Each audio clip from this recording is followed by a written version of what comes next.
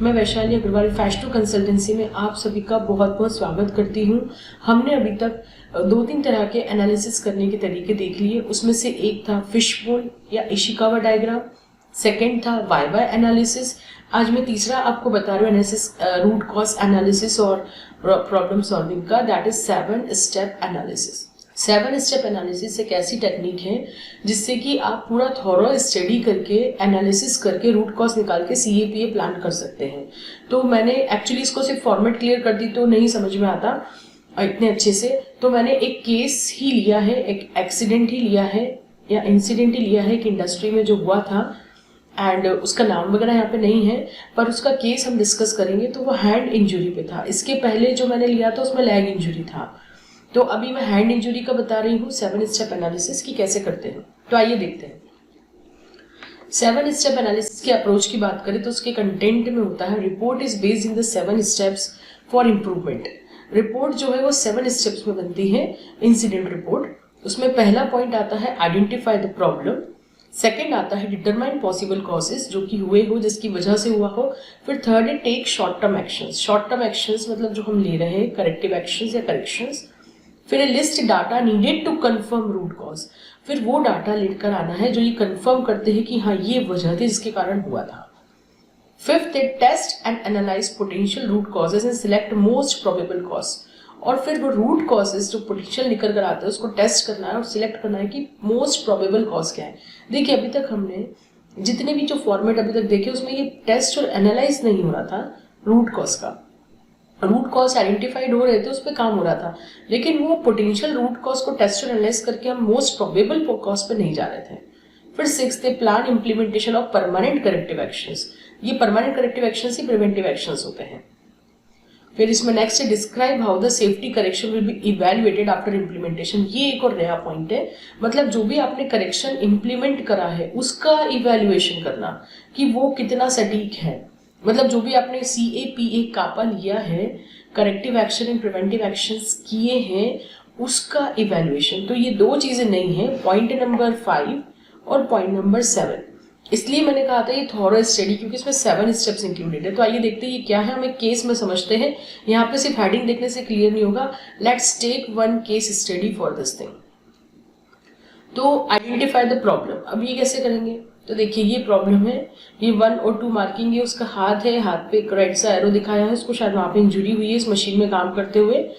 तो अब देखते ही क्या लिखा है। During the wheel change activity, wheel change किया जा रहा था, the back side of the palm skin cut.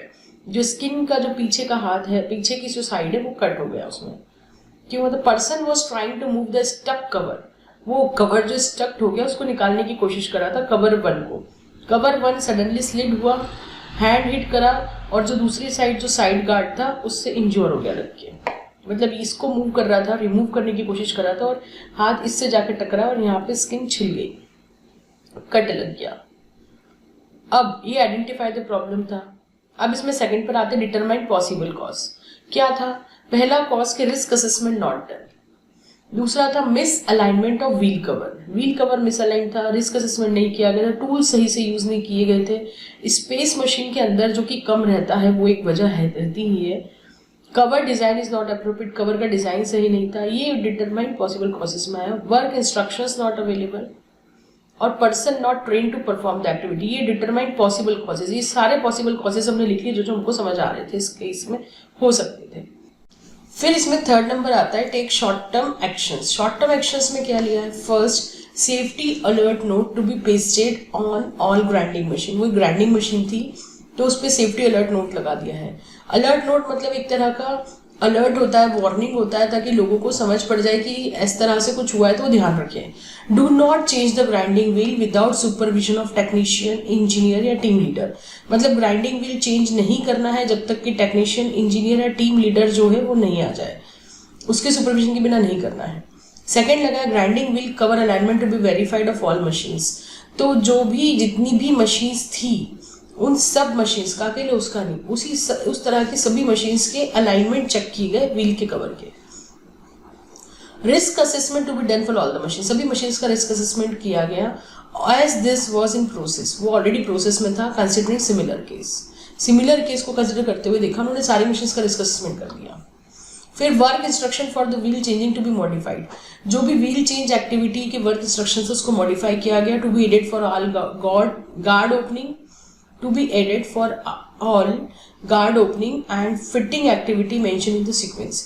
तो उन्होंने जो है वर्क इंस्ट्रक्शन में मेंशन करा है कि गार्ड कैसे ओपन करना है, फिटिंग कैसे करनी है और सीक्वेंस क्या रखना है, उन्होंने मेंशन करा। फिर नेक्स्ट है awareness to be given to all employ, हर एम्प्लॉय को अवेयरनेस दी गई। If any part is stuck user has to use the proper tools to open the proper leverage to be used instead of applying hand force. अगर कोई भी part struck होता है तो सही टूल यूज करें बजाय हैंड के फोर्स लगाने के। तो हमने जो पिछला केस देखा था जिसमें वाइवा एनालिसिस था, उसमें भी ऐसे ही था कि टूल स्ट्रक हो गया था तो दूसरे टूल को यूज किया गया जो कि सही नहीं था, उसके कारण लैग इंजरी हुई। तो इसमें भी टूल नहीं था तो बंदे ने अपना फोर्स लगाया और फिर हाथ पैर को इंजरी करी। अब इसमें फोर्थ है list data needed to confirm root cause of incident, वो डाटा लगाइए जिससे कि root cause of incident confirm होता है। तो back side of palm skin cut due to cover stuck, ये था। अब इसको कंफर्म करने के लिए उन्होंने 4 चीजें लगाई। फर्स्ट है इंसिडेंट प्रोबेबिलिटी आइडेंटिफिकेशन, सेकंड है इंजीनियरिंग सॉल्यूशन, थर्ड है एडमिन ऑर्गेनाइजेशन कंट्रोल और फोर्थ है पीपीई। तो देखा जाए तो हमारा जो हिरार्की ऑफ कंट्रोल से वही यहाँ पे चल रहा है। इंसिडेंट प्रोबेबिलिटी आइडेंटिफिकेशन में उन्होंने रिस्क असेसमेंट करा है और रिफर अदर साइड्स इंसिडेंट, और दूसरी साइड के इंसिडेंट्स को रेफरेंस में लिया है। इंजीनियरिंग सॉल्यूशन मशीन गार्डिंग में प्रॉपर स्पेस और ऑटोमेशन पे काम किया गया है। एडमिन और ऑर्गेनाइजेशन कंट्रोल में साइनेजेस लगाए गए, वर्क इंस्ट्रक्शन पे काम किया है और एसओपी पे काम किया है, सेफ ऑपरेटिंग प्रोसीजर्स पे। पीपीई की बात करें तो पीपी आइडेंटिफाई करे हैं और डिसिप्लिन करा है पीपी के यूज को। तो ये लिस्ट वो डाटा की लिस्ट है जो कंफर्म कर रहे हैं रूट कॉज ऑफ इंसिडेंट को। इसमें हम आगे देखते हैं तो 5 नंबर पर है test and analyse potential root cause and select most probable. तो वो कैसे सिलेक्ट करा है, तो वाइवा एनालिसिस करा है। वाइवा एनालिसिस जो कि हम ऑलरेडी फॉर्मेट देख चुके हैं, मैं इसमें फिर से इसको एक्सप्लेन कर देती हूँ। Right incident here, back side of palm got injured. Why back side of palm got injured? Because wheel cover slipped. Why wheel cover slipped? Because wheel cover was stuck and person was applying force on cover.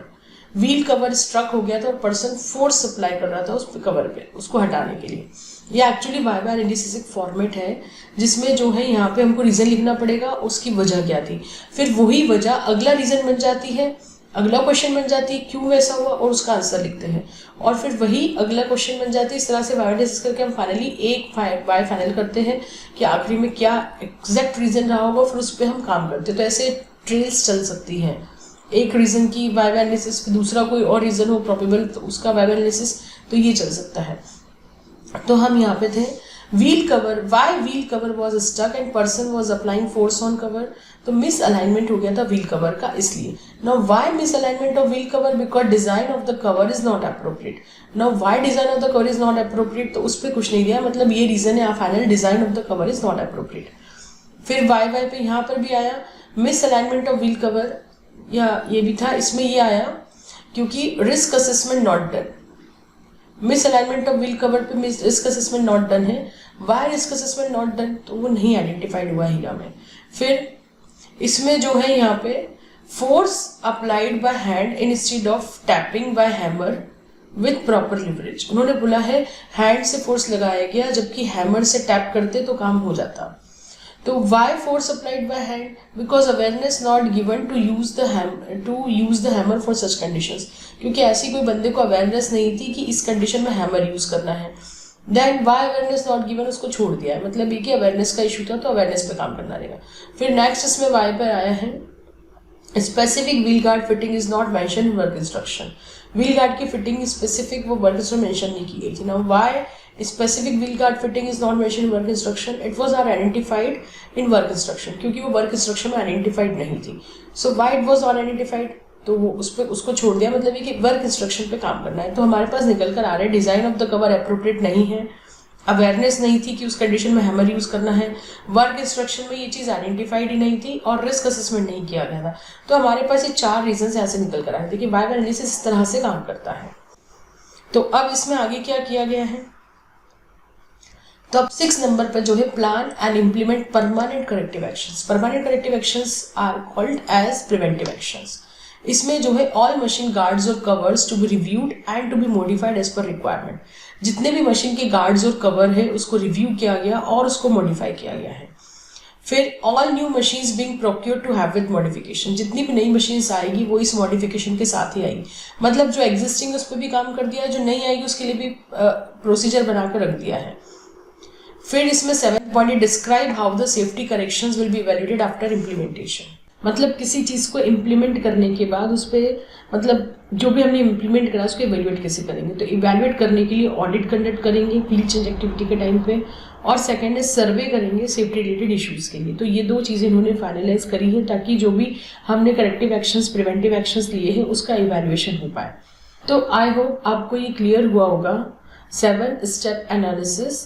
तो हम जल्दी ही मिलते हैं next video के साथ, तब तक के लिए धन्यवाद, थैंक यू।